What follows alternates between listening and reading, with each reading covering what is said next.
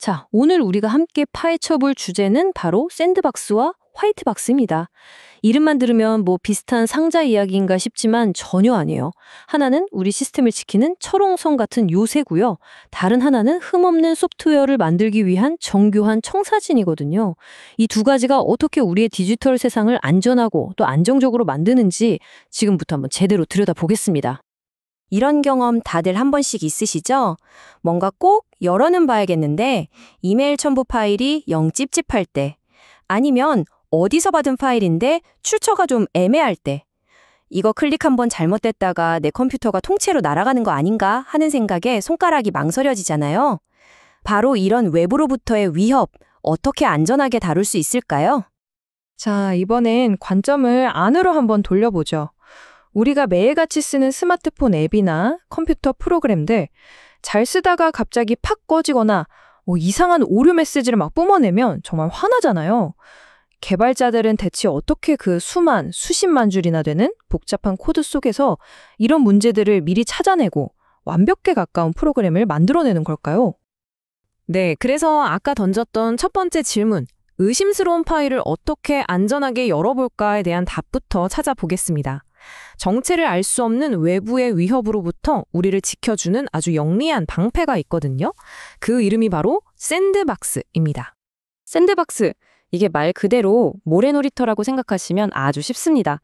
아이들이 모래놀이터 안에서 아무리 흙을 파고 물을 쏟아도 놀이터 밖은 깨끗하잖아요. 그거랑 똑같아요. 샌드박스는 의심스러운 프로그램을 일단 안전한 가상 공간 안에 딱 가둬놓고 실행시키는 거죠. 그래서 설령 그게 악성 코드라고 해도 실제 내 컴퓨터 시스템에는 손톱만큼의 영향도 못 미치게 원천 봉쇄하는 겁니다. 그럼 이게 어떻게 돌아가는 거냐면요. 아주 체계적이에요. 먼저 위험해 보이는 코드를 안전한 상자 안으로 강제로 격리시킵니다. 가둬두는 거죠. 그리고 그 안에서 얘가 무슨 짓을 하는지 24시간 감시에 들어갑니다. 얘가 갑자기 내 파일을 막 지우려고 하네? 아니면 이상한 해외 서버로 데이터를 보내려고 하네?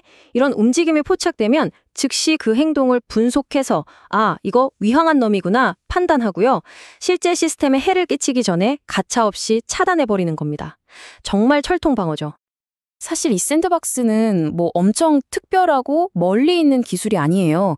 우리가 매일 쓰는 크롬이나 파이어폭스 같은 웹 브라우저에도 다 들어가 있거든요. 우리가 탭 여러 개 띄워놓잖아요. 그 탭 하나하나가 사실상 독립된 샌드박스인 셈이에요. 그래서 한쪽 웹사이트에 문제가 생겨도 다른 탭이나 내 컴퓨터 전체가 멀쩡할 수 있는 거죠. 이메일에 첨부된 파일을 검사할 때도 바로 이 기술이 쓰이고요. 좋습니다. 외부 위협은 샌드박스로 막았어요. 그럼 이제 내부의 문제를 해결하러 가보죠. 잘 되던 앱이 갑자기 멈추는 그런 숨겨진 버그는 어떻게 잡을까요?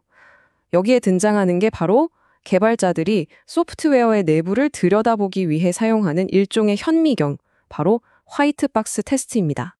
화이트박스는 말 그대로 속이 하얗게 다 보이는 상자를 뜻해요. 샌드박스가 안에 뭐가 들었는지 모르니까 일단 가둬놓고 보는 거였다면 화이트박스는 정반대입니다. 아예 상자 속 내용물, 그러니까 소프트웨어의 소스 코드와 내부 설계도를 훤히 다 들여다보면서 테스트하는 거죠. 비유하자면 자동차 정비사가 보닛을 활짝 열고 엔진 부품 하나하나가 제대로 연결되어 있는지 문제는 없는지 샅샅이 훑어보는 것과 똑같습니다. 바로 그래서 구조적 테스트라는 다른 이름으로도 불려요. 소프트웨어가 겉으로 어떻게 보이느냐가 아니라 그 내부, 구조가 얼마나 튼튼하고 논리적으로 완벽하게 짜여 있는지를 검사하는 데 초점을 맞추기 때문이죠. 이 화이트박스 테스트의 목표는 정말 집요할 정도로 철저해요. 코드에 있는 모든 조건문이나 반복문에 혹시라도 논리적인 허점은 없는지 샅샅이 뒤지고요. 또 사용자가 겪을 수 있는 모든 시나리오, 즉 가능한 모든 경로를 하나도 빠짐없이 테스트해서 혹시 놓친 부분은 없는지 확인합니다. 여기서 끝이 아니에요. 심지어 코드 단 한 줄이라도 실행되지 않고 방치되는 부분이 없도록 모든 구문을 최소 한 번씩은 다 실행해보는 거예요. 이렇게 해서 숨어있는 결함을 아주 뿌리 뽑는 거죠. 그럼 이렇게 꼼꼼한 작업은 누가 할까요? 네, 바로 그 소프트웨어를 직접 만든 개발자입니다. 특히 코드의 가장 작은 단위, 예를 들어 함수 하나하나가 제대로 작동하는지를 개별적으로 확인하는 단위 테스트 단계에서 이 화이트박스 기법은 거의 필수적으로 사용됩니다. 자, 이제 두 개의 상자에 대해 다 알아봤습니다. 하나는 외부의 침입자를 가두는 불투명한 상자, 다른 하나는 내부를 훤히 들여다보는 투명한 상자. 이름만 비슷했지 들어보니까 어떠세요? 이건 뭐 완전히 다른 세계의 이야기죠.